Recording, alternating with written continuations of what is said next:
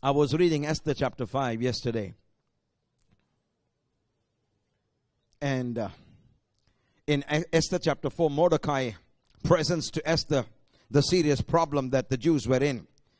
They were facing annihilation from Haman, the wicked plotter and schemer. And Mordecai told Esther, you are the only one that God has put in power to save us. And he said, you got to go meet the king. She said, you know the rules.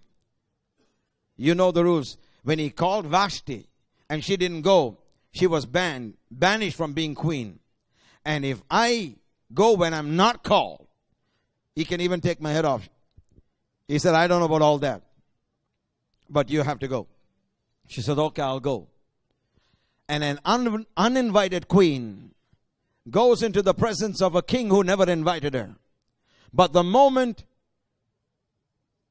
King Ahasuerus looked at Esther, he should have said, take her head off. How dare she come into my throne room without my invitation? But instead of stretching the sword, he stretched the scepter. Now watch this. Watch this. To an uninvited queen, he said, what do you wish to have, Esther? I will give it to you up to half of my kingdom. He does not even know what she's coming for. But look at this king. He should have cut her head off, because this man is a violent man. He's an insane man. He and Nebuchadnezzar should be put in the same boat. Both those guys are crazy. Both those guys are, lunatics. They had too much of power and they didn't know how to handle and harness that power. All right?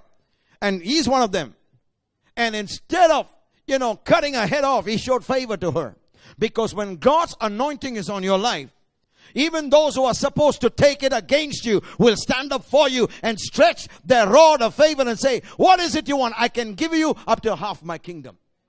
If a heathen king can give up to half his kingdom to an uninvited person, I wonder, what are you thinking? The King of Kings and the Lord of Lords, the God of gods, the sovereign master of the universe, he says, it is the Father's good pleasure to give you the kingdom. Not half, my friend, the whole kingdom. Oh my God, I wish I had somebody getting this word into your spirit this morning. He's not saying, okay, I'll give you up to half my kingdom. He said, do not fear, little flock, for it is your Father's good pleasure to give you the kingdom.